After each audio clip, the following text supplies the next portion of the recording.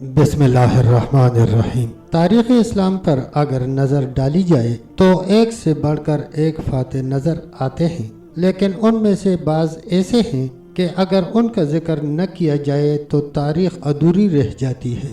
انہی میں سے ایک طارق بن زیاد ہیں۔ طارق بن زیاد بربر نسل سے تعلق رکھنے والے مسلم سپہ سالار اور بنو امیہ کے ایک مشہور جرنیل تھے، جنہوں نے 1711 عیسوی میں ہسپانیہ یعنی اسپین میں عیسائی حکومت کا خاتمہ کر کے یورپ میں مسلم اقتدار کا آغاز کر دیا۔ انہیں اسپین کی تاریخ کے اہم ترین عسکری رہنماؤں میں سے ایک سمجھا جاتا ہے۔ شروع میں وہ امی صوبے کے گورنر موسیٰ بن نصیر کے نائب تھے، جنہوں نے ہسپانیہ میں ویزیگوت بادشاہ کے مظالم سے تنگ عوام کے مطالبے پر طارق بن زیاد کو ہسپانیہ پر چڑھائی کا حکم دیا تھا۔ طارق بن زیاد نے مختصر فوج کے ساتھ یورپ کے عظیم علاقے اسپین کو فتح کیا اور یہاں دین اسلام کا علم بلند کیا۔ اسپین کی فتح اور یہاں پر اسلامی حکومت کا قیام ایک ایسا تاریخی واقعہ ہے جس نے یورپ کو سیاسی،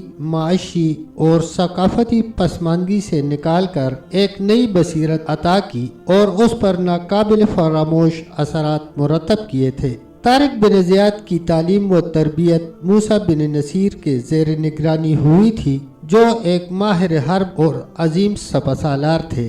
اسی لیے طارق بن زیاد نے فن سپہ گری میں جلد ہی شہرت حاصل کر لی۔ ہر طرف ان کی بہادری اور عسکری چالوں کے چرچے ہونے لگے۔ طارق بن زیاد نہ صرف دنیا کے بہترین سپہ سالاروں میں سے ایک تھے، بلکہ وہ متقی، فرد شناس اور بلند ہمت انسان بھی تھے۔ ان کے حسن اخلاق کی وجہ سے عوام اور سپاہی انہیں احترام کی نظر سے دیکھتے تھے۔ افریقہ کی اسلامی سلطنت کو اندلس کی بحری قوت سے خطرہ لاحق تھا، جبکہ اندلس کے عوام کا مطالبہ بھی تھا۔ اسی لیے گورنر موسیٰ بن نصیر نے دشمن کی طاقت اور دفاعی استحکام کا جائزہ لے کر طارق بن زیاد کی کمان میں 7,000 اور بعض مورخین کے نزدیک 12,000 فوج دے کر انہیں ہسپانیہ کی فتح کے لیے روانہ کیا۔ 30 اپریل 711 عیسوی کو اسلامی لشکر ہسپانیہ کے ساحل پر اترا اور ایک پہاڑ کے نزدیک اپنے قدم جما لیے، جو بعد میں طارق بن زیاد کے نام سے جبل الطارق کہلایا۔ طارق بن زیاد نے جنگ کے لیے محفوظ جگہ منتخب کی۔ اس موقع پر اپنی فوج سے نہایت ولولہ انگیز خطاب کیا اور کہا کہ ہمارے سامنے دشمن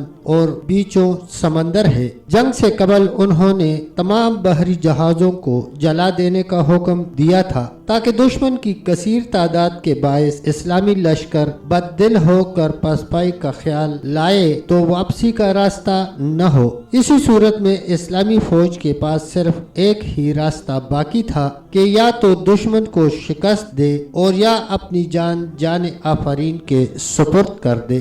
تب تک دوستو اتنا ہی، انشاءاللہ ویڈیو کا اگلے حصے کے ساتھ دوبارہ ملیں گے۔ تب تک کے لیے اللہ حافظ، اللہ نگہبان۔